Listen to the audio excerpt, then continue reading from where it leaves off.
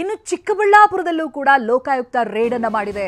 ಇಲ್ಲಿ ಅಧಿಕಾರಿಗಳಿಂದ ರೇಡ್ ನಡೆದಿದೆ. ಹಿರಿಯ ಭೂ ವಿಜ್ಞಾನಿ ಕೃಷ್ಣವೇಣಿ ಇವರ ಮನೆ ಹಾಗೆ ಕಚೇರಿ ಅಪಾರ್ಟ್ಮೆಂಟ್ ಮೇಲೆ ಅಧಿಕಾರಿಗಳು ದಾಳಿಯನ್ನು ನಡೆಸಿದ್ದಾರೆ. ಸಂಬಂಧಿಕರ ಮನೆ ಮೇಲೂ ಕೂಡ ಲೋಕಾಯುಕ್ತ ಅಧಿಕಾರಿಗಳು ದಾಳಿಯನ್ನು ಮಾಡಿದ್ದಾರೆ. ಚಿಕ್ಕಬಳ್ಳಾಪುರ ಲೋಕ ಎಸ್ಪಿ ಆಂಟನಿ ಜಾನ್ ನೇತೃತ್ವದಲ್ಲಿ ರೇಡ್ ನಡೀತಾ ಇದೆ.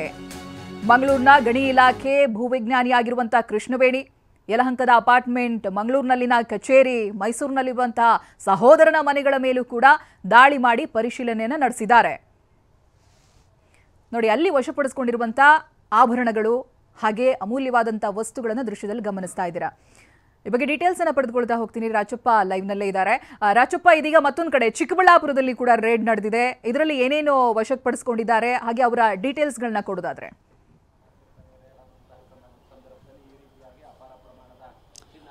ಚೈತ್ರ, ಇವತ್ತು ಬೆಳಿಗ್ಗೆ ಒಟ್ಟು 4 ಅಧಿಕಾರಿಗಳ ನಿವಾಸ ಹಾಗೇನೆ ಅವರಿಗೆ ಸಂಬಂಧಪಟ್ಟಂತಹ ಸಂಬಂಧಿಕರು ಹಾಗೆ ಸಹೋದರರ ಮನೆಗಳ ಮೇಲೆ ಇವತ್ತು ದಾಳಿ ಆಗಿರುವಂಥದ್ದು. ಅದರಲ್ಲಿ ಚಿಕ್ಕಬಳ್ಳಾಪುರದಲ್ಲಿರುವಂತಹ ಕೃಷ್ಣವೇಣಿ ಅವರ ಒಂದು ನಿವಾಸ ಕೂಡ ಹೌದು.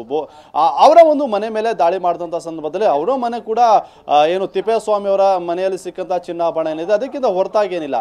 ಅಲ್ಲೂ ಕೂಡ ಕೃಷ್ಣವೇಣಿಗೆ ಸಂಬಂಧಪಟ್ಟಂತಹ ಚಿನ್ನದ ಬಳೆಗಳು, ಕಿವಿಯೋಲೆ ಹಾಗೇನೆ ಚಿನ್ನದ ಸರ, ನೆಕ್ಲೆಸ್, ಅದರ ಜೊತೆಗೆ ಬೆಳ್ಳಿ ಸಾಮಗ್ರಿ, ಈ ರೀತಿಯಾಗಿ ಸಾಕಷ್ಟು ಪ್ರಮಾಣದ ಚಿನ್ನಾಭರಣ ಎಲ್ಲವೂ ಕೂಡ ಕೃಷ್ಣವೇಣಿ ಅವರಿಗೆ ಸಂಬಂಧಪಟ್ಟಂತಹ ನಿವಾಸ, ಅವರ ಸಂಬಂಧಿಕರ ನಿವಾಸದಲ್ಲೂ ಕೂಡ ಸಿಕ್ಕಿರುವಂಥದ್ದು. ಅದರ ಜೊತೆಗೆ ಅವರಿಗೆ ಸಂಬಂಧಪಟ್ಟಂತಹ ಸಾಕಷ್ಟು ದಾಖಲೆ, ಅಂದ್ರೆ ಆಸ್ತಿಗೆ ಸಂಬಂಧಪಟ್ಟಂತಹ ದಾಖಲೆ ಪತ್ರಗಳು ಕೂಡ ಲೋಕಾಯುಕ್ತ ಅಧಿಕಾರಿಗಳಿಗೆ ಲಭ್ಯ ಆಗಿದೆ. ಹಾಗಾಗಿ ಎಲ್ಲವನ್ನ ಕೂಡ ಪರಿಶೀಲನೆ ಮಾಡುವಂತಹ ಕೆಲಸ ಕೂಡ ನಡೀತಾ ಇರುವಂತದ್ದು. Chaitra, okay, thank you Rachappa ಮಾಹಿತಿಗಾಗಿ.